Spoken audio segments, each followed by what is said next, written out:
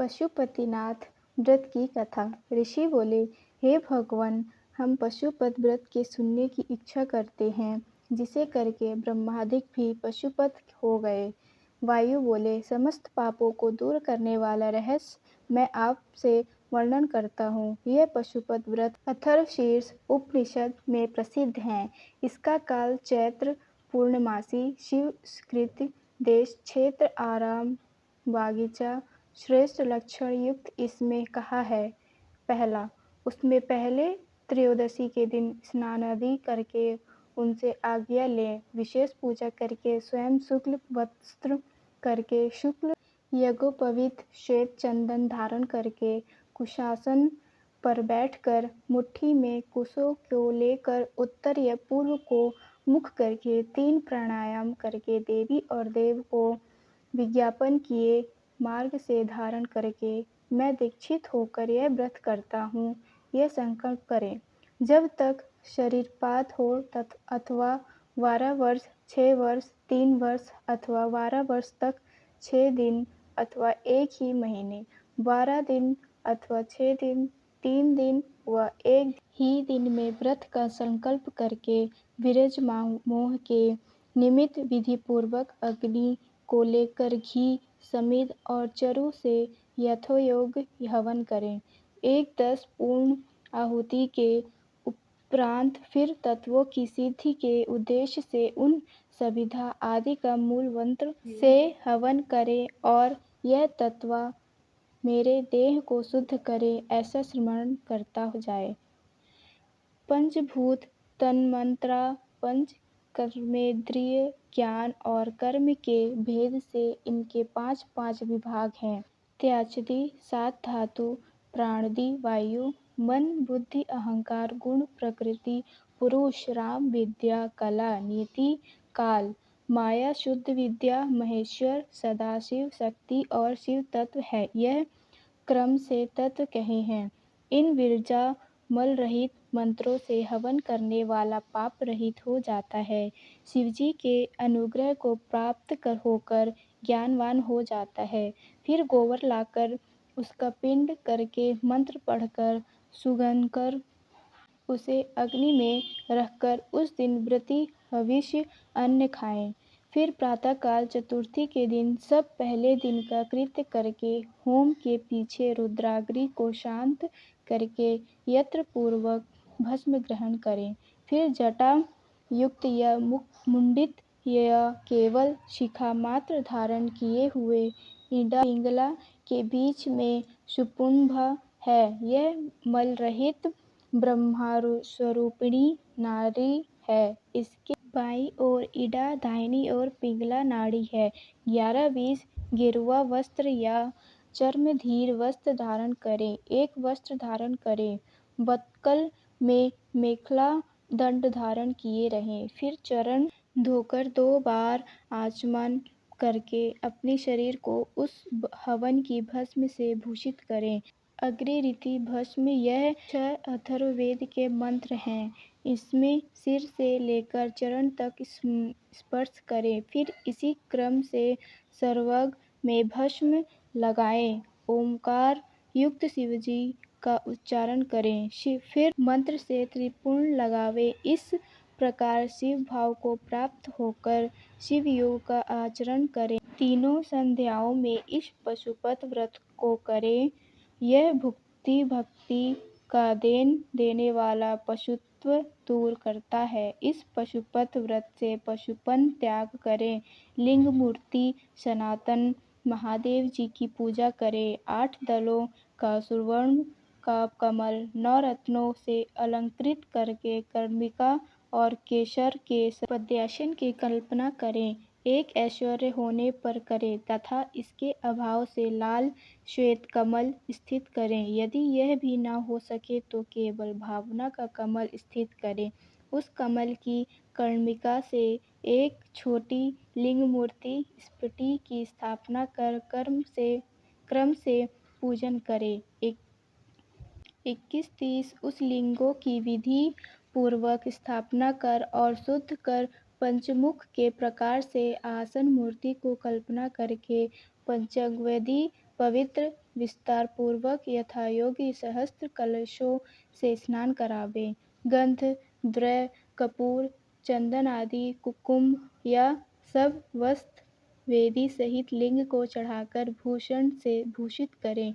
बिल्वपत्र, श्वेतपद्म, नीलकमल तथा दूसरे सुगंधित पुष्प पवित्र श्रेष्ठ बिल्वपत्र, चित्र, दूर्वा, अक्षत महापूजा के विधान से यथालाभ पूजित करके धूप, दीप, अथर्व, नैवेद्य प्रदान करें। इस प्रकार शिव जी को निवेदन करके कल्याण की प्रवृत्ति करें और जो न्यायपूर्वक उपार्जन की हुई अपने को इष्ट वस्तु हो वह सब द्रव्य इस व्रत में विशेष कर देने चाहिए। श्रीपत्र, उत्पल और कमल सहस्त्र चढ़ाने चाहिए अथवा कमती संख्या 108 चढ़ानी चाहिए। उसमें भी विशेषकर बेलपत्र को न त्यागे। एक ही सुवर्ण का कमल सहस्त्र कमलों से विशेष है और नीलोत्पल आदि कमलें बेलपत्र के समान हैं और दूसरे फलों का नियम नहीं है। यथालाभ निवेदन है। 31-40 अष्टांग अथर्व श्रेष्ठ है। विशेष का धूप देनी, चंदन लगाना, कृष्ण, अगरु, अघोर नामक मुख में संध्योजात में मलशीला, वामदेव मुख में चंदन, पौरूप में हरिताल, ईशान में भस्म, इस प्रकार कोई आचार्य आलेपन कहते हैं। कोई धूपांतर के विधान से धूप नहीं मानते हैं कि अघोर के मुख में श्वेत अगरु, पुरुष के मुख में काला अगरु, संध्योजात के मुख में गुग्गुल, सौम्य के मुख में सुगंध द्रव्य, ईशान के औषधादि के धूप विशेष करके देनी चाहिए। सरका, मधु, कपूर, कपिला, गौ के घृत के मिलाकर देनी चाहिए। चंदन, अगरु, काष्ठादि यह सामान्य कहा है। कपूर वर्ती घी के दीपक देने चाहिए। इसके उपरांत प्रत्येक मुख की ओर अर्घ्य और आचमन देना चाहिए।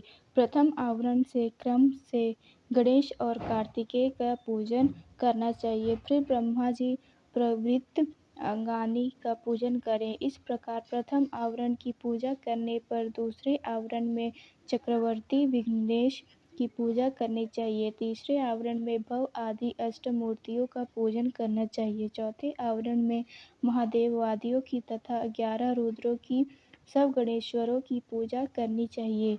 पद्य के 5 आवरण के क्रम से अस्त्र और अनुचरों के साथ 10 दिक्पालों की पूजा करें। ब्रह्मा जी के मानसिक पुत्र और सब ग्रह, समस्त देवी देव और सर्व आकाशचारी 41 से 50 सब पातालवासी और सब मुनीश्वर, सब मुख्य योगेश्वर 5वें आवरण में मातृकाओं के साथ पूजे। गौओं के सहित क्षेत्रपाल और यह सब चराचर जगत शिवजी की प्रीति से शिवजी की विभूति जानकर पूजें। आवरण पूजा के अंत में परमेश्वर को पूजन करके घृत व्यंजन युक्त अभिषेकादि मनोहर वस्तु निवेदन करें। मुख सुगंधित के निमित्त तांबूल रोचक द्रव्य के सहित दें। फिर अनेक प्रकार के पुष्प और भूषणों से अलंकृत करें। नीराजन के अंत में पूजा का विस्तार समाप्त करें। फिर सामग्री सहित पान पत्र दें और शयन निवेदन करें। चंद्रमा के समान हार उज्ज्वल शयन स्नान में रखें और भी सब योग्य पदार्थ राजाओं के समान स्थिर करें। यह कार्य स्वयं करें या ऋषि तत्वों से कराकर हवन और पूजन के पीछे प्रार्थना स्तोत्र जप करके पंचाक्षर विद्या को जपें। प्रदक्षिण करें और परमात्मा की पूजा करें। फिर शिव जी के सम्मुख ही गुरु और ब्रह्मा का पूजन करें। फिर अर्घ्य और 8 फूल देकर देव को लिंग से विसर्जन करके अग्निमंत्र से अग्नि की रक्षा करके उसे भी विदा करें। इस प्रकार यह सब कृत्य प्रतिदिन करें। फिर सब सामग्री सहित कमल युक्त लिंग 55 से 60 अपने गुरु को दे अथवा शिवालय में स्थापन करें। फिर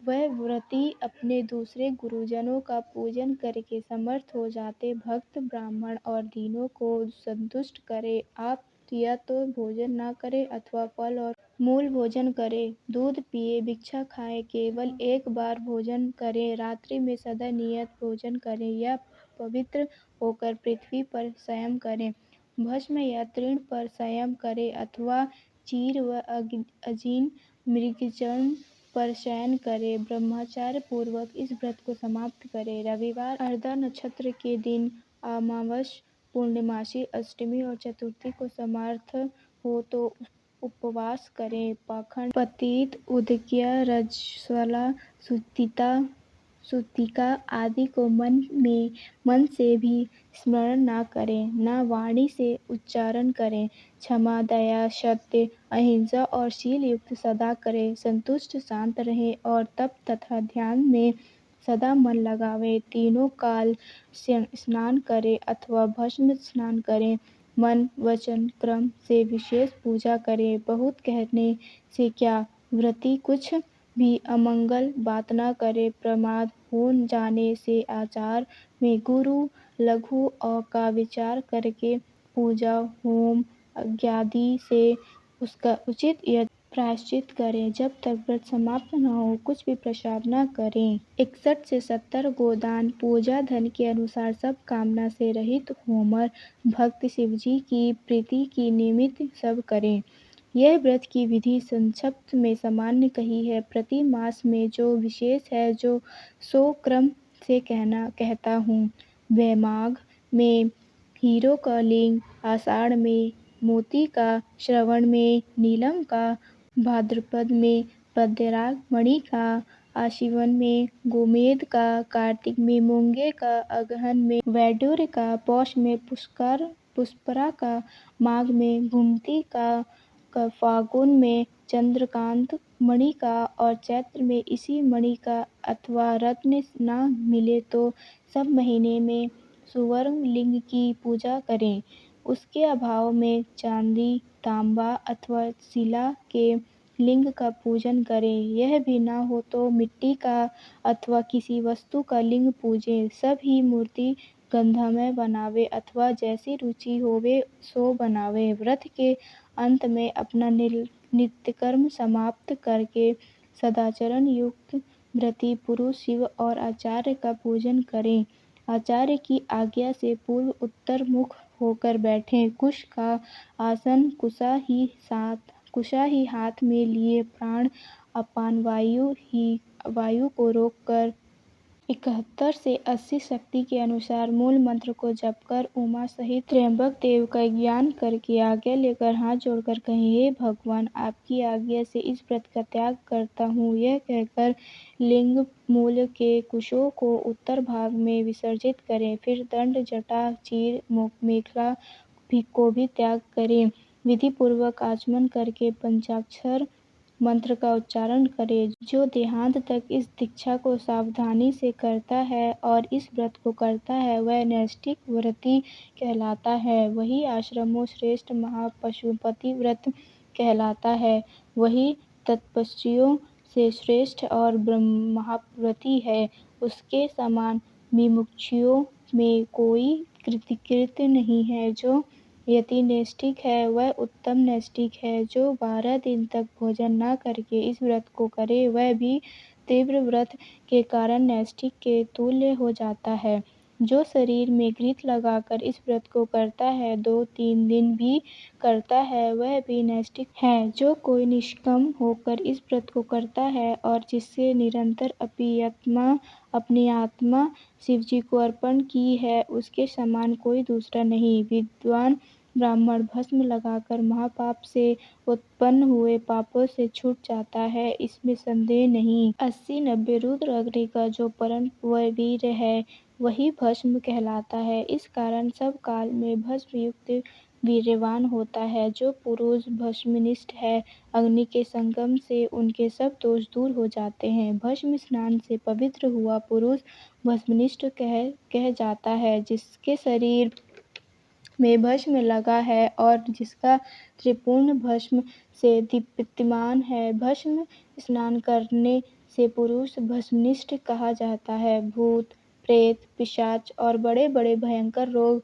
भस्मनिष्ठ के समीप से दूर भाग जाते हैं, इसमें संदेह नहीं। कल्पक पाप दूर करने से और भासमान होने से यह भस्म कहलाता है। वह विभूति पुरुषों को ऐश्वर्य देने वाली तथा परम रक्षा करने वाली है।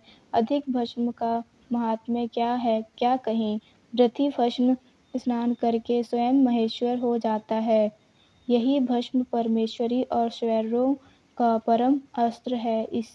इसमें उपमन्यु की तप में आपदा निवारण की है। इस कारण सब प्रकार के यंत्र से पशुपत व्रत करना चाहिए। धन के समान भस्म संग्रह करना चाहिए और भस्म स्नान से प्रीति करनी चाहिए। 90 से 100 ऋषि बोले। दैव्य के बड़े भ्राता उपमन्यु के बाल्यावस्था में दूध के निमित्त पतिपत किया था। उस शिवजी के प्रसन्न होकर क्षीरसागर दिया, परंतु उस बालक को शिवशास्त्र की प्रवक्ता किस प्रकार प्राप्त हुई और वह किस प्रकार शिवजी का सद्भाव जानकर तप में निरत हुआ। तप करने के समय उसको किस प्रकार ज्ञान प्राप्त हुआ और उन्होंने रुद्राग्नि के परम वीर्य भस्म से कैसे रक्षा प्राप्त की, सो कहिए। वायु बोले, यह उपमन्यु कोई साधारण बालक नहीं थे जो ऐसा तप किया था। वह महात्मा व्याघ्रपाद मुनि के पुत्र थे।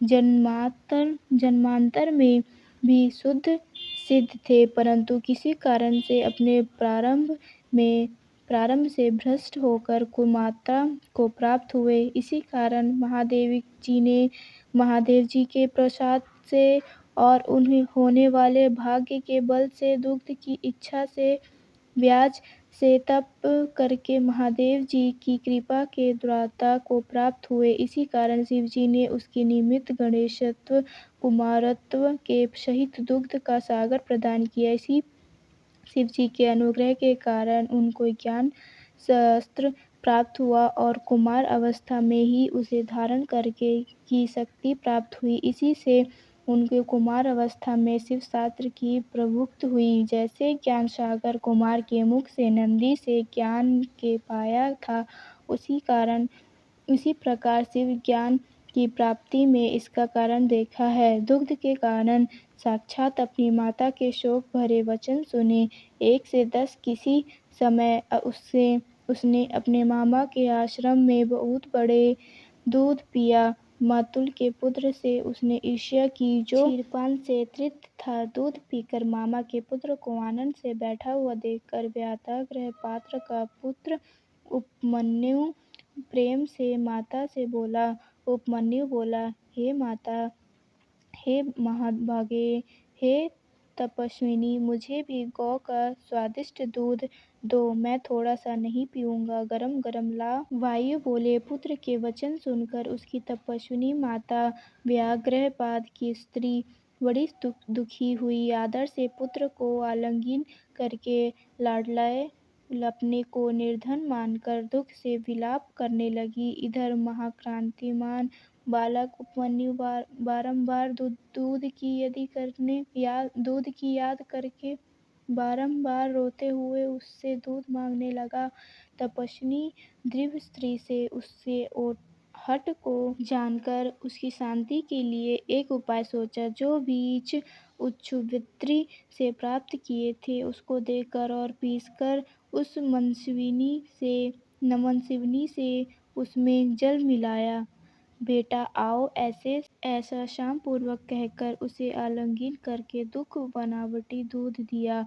वह बालक माता के दिए बनावटी दूध को पीकर व्याकुल होकर माता से बोला, यह दूध नहीं है। 11 से 20 तब वह देखकर पुत्र का सिर घूमकर दुखी होकर अपने हाथ से कमल समान नेत्रों के आंसू पोंछकर बोली। माता बोली, सब रत्नों से पूर्ण नदियों स्वर्ण पाताल में सबको प्राप्त है, पर जो भाग्यहीन और शिव भक्ति रहित है, वे उन्हें नहीं देख पाते।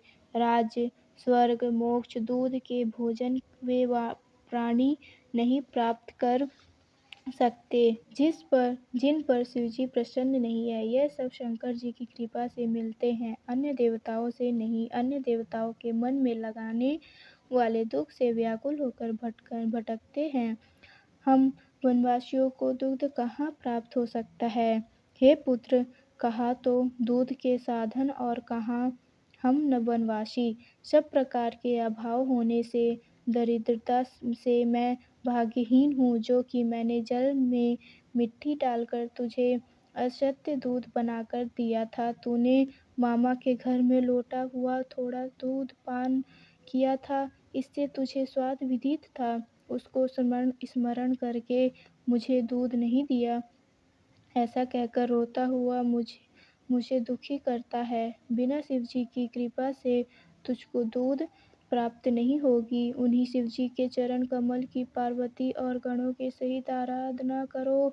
जो उनको भक्ति से कुछ भी समर्पण किया जाए, वह सब संपत्तियों का कारण है। हमसे धन देने वाले शिवजी को नहीं पूजा, वह कामना वालों को यथायोग्य फल देते हैं। 21 से 30 धन के उद्देश्य से हमने पहले शंकर जी को नहीं पूजा, इससे हम दरिद्र हुए और तुमने दूध नहीं मिल सका। हे पुत्र, पूर्व जन्म शिवजी के उद्देश्य से या प्रभु विष्णु जी के उद्देश्य से जो दिया जाता है वही मिलता है। इस प्रकार माता का शोकादि का सूचक सत्य वचन सुनकर बालक होकर भी पश्चाताप करके हुए प्रगल्भता से बोला। उपमन्यु बोले, हे माता, शोक मत करो। यदि शांबशिव है तो हे महाभगे, शोक त्यागो, जब भला होगा। हे माता, मेरे वचन सुनो। यदि महादेव जी हैं तो शीघ्र व देर में हैं, उन्हें प्रसन्न करके दूध का सागर ले आऊँगा, जो कि कभी घटेगा नहीं। वायु बोले, इस प्रकार उस मति बालक के वचन सुनकर प्रसन्न होकर उसकी बुद्धिमती का माता बोली, हे तात, मेरी प्रीति बढ़ाने वाले शुभ भर्ता, तुमने बिचारी तू देर मत कर, शांब का भजन कर। परम करण शिवजी सबसे अधिक हैं, सारा जगत उन्हीं का किया हुआ है। ब्रह्मा जी आदि उनके दास हैं, उन्हीं की प्रसन्नता से ये सब ऐश्वर्य है। अब हम उन प्रभु के दोस्त हैं। उन लोग के कल्याण करने वाले शंकर जी के सिवाय अन्य को मैं नहीं जानती। अन्य देवताओं को छोड़कर मन वचन कार्य में उन्हीं शिवजी को पार्वती सहित गणेश सहित परम प्रीति से भजन करना चाहिए। 31 से 40 उन देवाधिदेव वरदायी मंगलदायी शिवजी का ओम नमः शिवाय यही मंत्र वाचक है। ओमकार सहित जो 7 करोड़ मंत्र हैं, वह इसी को लय होकर फिर इसी में से निकलते हैं। अपने अधिकारी अपेक्षा से सुप्रसाद सहित वे मंत्र हैं, अर्थात अधिकारियों के अनुसार पृथक पृथक हैं, परंतु यह मंत्र ईश्वर की आज्ञा से सबके अधिकार का है। जिस प्रकार शिवजी संपूर्ण उत्कृष्ट और निकृष्ट आत्माओं की रक्षा करने में समर्थ होते हैं, उसी प्रकार यह मंत्र है। यह मंत्र सब दूसरे मंत्रों में प्रबल है, यही सबकी रक्षा करने में समर्थ है। उससे परे फिर और इच्छा नहीं करनी चाहिए। इस कारण हे पुत्र, अन्य मंत्रों को छोड़कर पंचाक्षर मंत्र जपने में तत्पर हो। यह मंत्र जिह्वा के अंतर्गत होने से फिर कुछ दुर्लभ नहीं रहता। यह शैवों की रक्षा का हेतु परम दुर्लभ अघोशास्त्र है, वह इसी से उत्पन्न हुआ है, ऐसे जानकर उसमें तत्पर हो। तुम्हारे पिता के समीप में मैंने यह भस्म प्राप्त की है, जो विरजा अग्नि से उत्पन्न होने के कारण सिद्ध और महा आपत्ति को दूर करने वाली है। इसे लगाओ। यह जो तुझे मैंने मंत्र दिया है, इसको मेरी आज्ञा से ग्रहण कर, इसके जप करने से तुम्हारी रक्षा होगी। इस प्रकार माता ने आज्ञा देकर शिवस्तु ऐसा उच्चारण करके विदा किया और मुनि उसका आज्ञा सिर पर धारण करके 41 से 50 और प्रमाण करके तप करने की निमित्त चला गया। तब माता ने उसके प्रति वचन कहे कि देवता तेरा मंगल करे। इस प्रकार माता की आज्ञा से उसने दुश्चर तप करना आरंभ किया। हिमालय पर्वत पर प्राप्त होकर वायु भक्षण करता हुआ 8 स्तूपाओं ईंटों का स्थान बनाकर मूर्तिका का लिंग निर्माण करके वह गण और पार्वती के सहित महादेव जी का आवाहन करके भक्तिपूर्वक पंचाक्षर मंत्र से ही वन के उत्पन्न हुए पत्र और पुष्पों से बहुत काल तक पूजा करता हुआ परम तप और आरंभ किया। इस प्रकार शिवजी में मन लगाए कृष शरीर उपमन्यु ब्राह्मण श्रेष्ठ को अकेले तप करते हुए देखकर परीक्षित ऋषि के शाप से पिशाचपन को प्राप्त हुए। कुछ मुनि राक्षस भाव से पीड़ित करके उसे तप में विघ्न करने लगे। वह उनसे पीड़ित होकर भी किसी प्रकार से तप करते हुए और सदा नमः शिवाय इस प्रकार आर्तनाद के समान शब्द करने लगा। उस शब्द को श्रवण करके वह ब्रह्मा कुमार उपमन्यु के तप से चराचर मुनि तथा जगत प्रदीप्त हो गया। 51 से 59 वायु बोले। तब सब देवता प्रदीप्त अंग होकर वैकुंठ में नारायण के पास छट गए और प्रणाम करके सब हाल कहने लगे।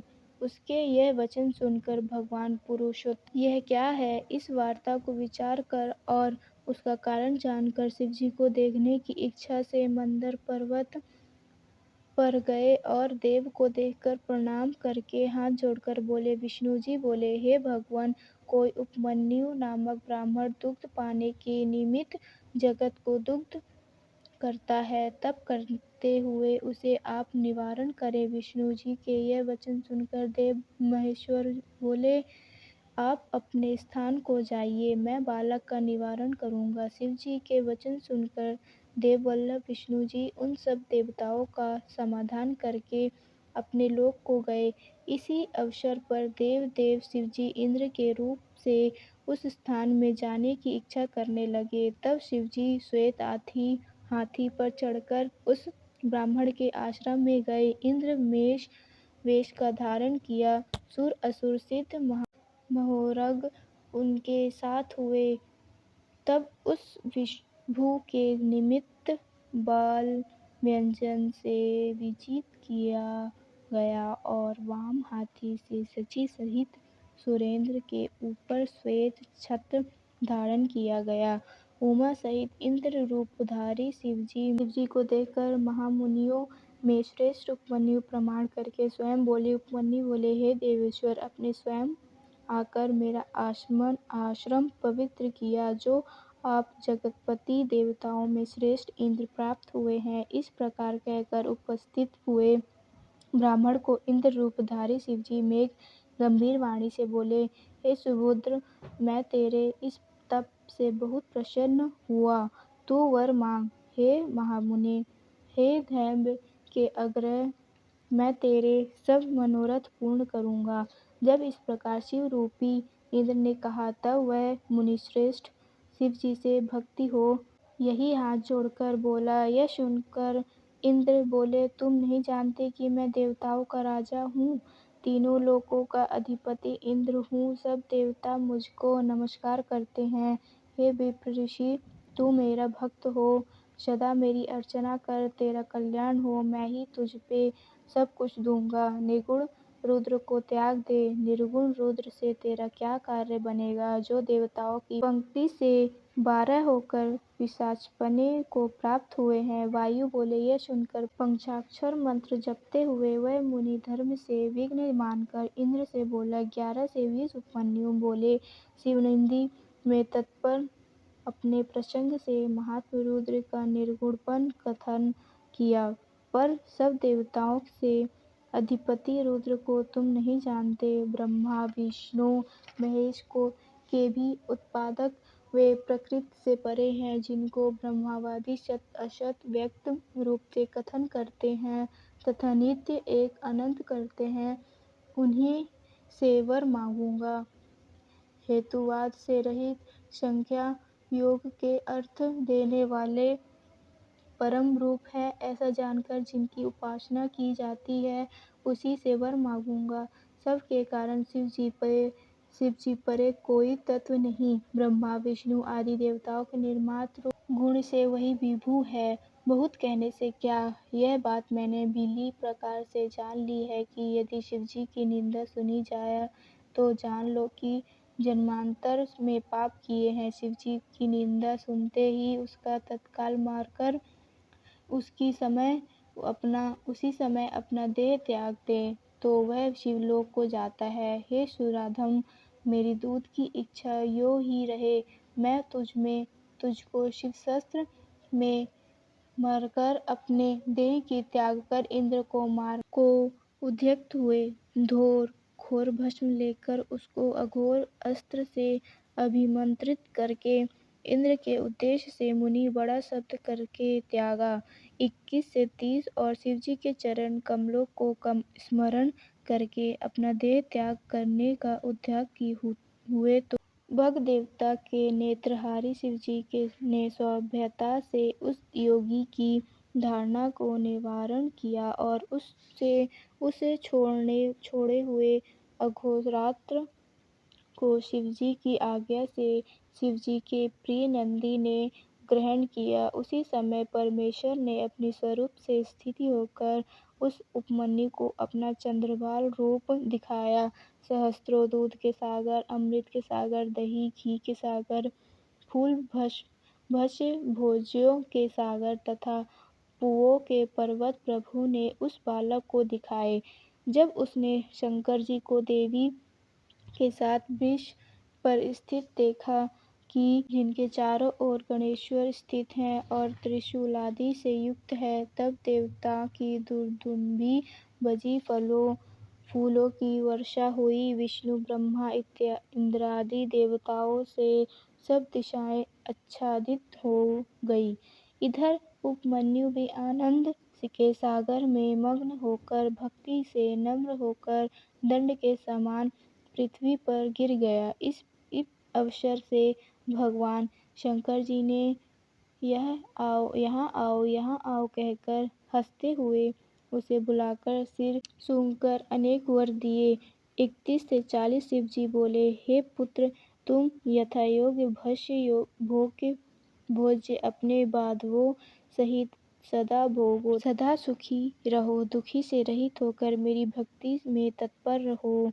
हे महाभाग उपमन्यु, यह पार्वती तुम्हारी माता है। मैंने तुमको पुत्र बनाकर क्षीरसागर दिया है। मधु, दही, अन्न, घृत, भात, फल इनके सागर मैंने तुमको दिए। मालपुओं के पर्वत, भक्ष्य भोज्य सागर मैंने तुमको दिए। हे महामुने, तुम इनके ग्रहण करो। तुम्हारे पिता महादेव और माता जगदम्बा हैं। मैंने तुमको अमरत्व और निरंतर का गणाधिपत्य दिया। अब तुम प्रसन्न होकर जो जो मन में हो सो वर मांगो, मैं प्रसन्न होकर दूंगा। इसमें विचार की आवश्यकता नहीं। वायु बोले, महादेव जी ने ऐसा कहकर अपने हाथों में से उपमन्यु का आलिंगन करके उसका सिर सूंघकर यह तुम्हारा पुत्र है, यो कहकर देवी को निवेदन किया। देवी ने भी अपने कमल जैसे हाथों से प्रेम से कुमार के समान उसका सिर सूंघकर उसको अविनाशी कुमारत्व दिया। क्षीर अवधि भी साकार रूप से स्वदाक्षिर हाथ से धारण किए। वह अविनाशी दूध पीकर उसके हाथ में समर्पण किया। योग ऐश्वर्य सदासुष्टि अविनाशियों ब्रह्माविद परम सिद्धि संतुष्ट मन से उसको प्रदान की। 41 से 50 फिर प्रसन्न हो शिवजी उसका तप तेज देखकर उपमन्यु मुनि को दिव्य वर देने लगे।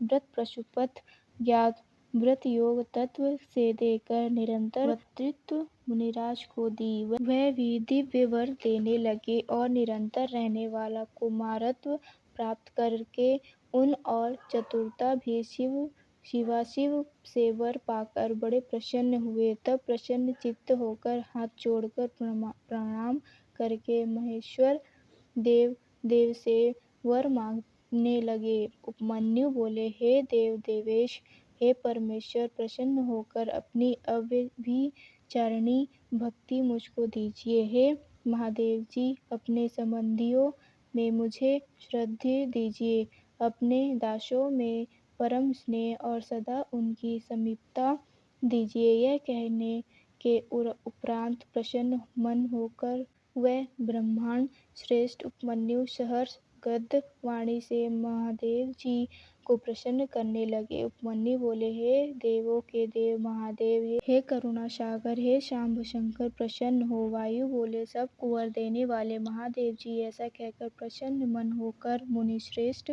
उपमन्यु से बोले। शिवजी बोले, हे पुत्र, मैं तुझसे प्रसन्न हूँ।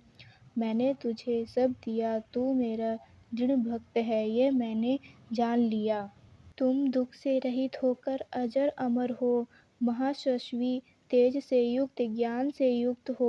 तुम्हारे बांधव और कुल तथा गोत्र सदा अक्षय रहेंगे। हे द्विजश्रेष्ठ, तुम्हारी मुझ में निरंतर भक्ति होगी। हे द्विजोत्तम, मैं तुम्हारे आश्रम में नित्य समीपता करूँगा। तुम मेरे समीर तथा आनंद से विहार करोगे। कोटि सूर्य के समान कांति वाले भगवान शिवजी यह कहकर और उसको वर देकर अंतर्ध्यान हो गए। शंकर भगवान की जय।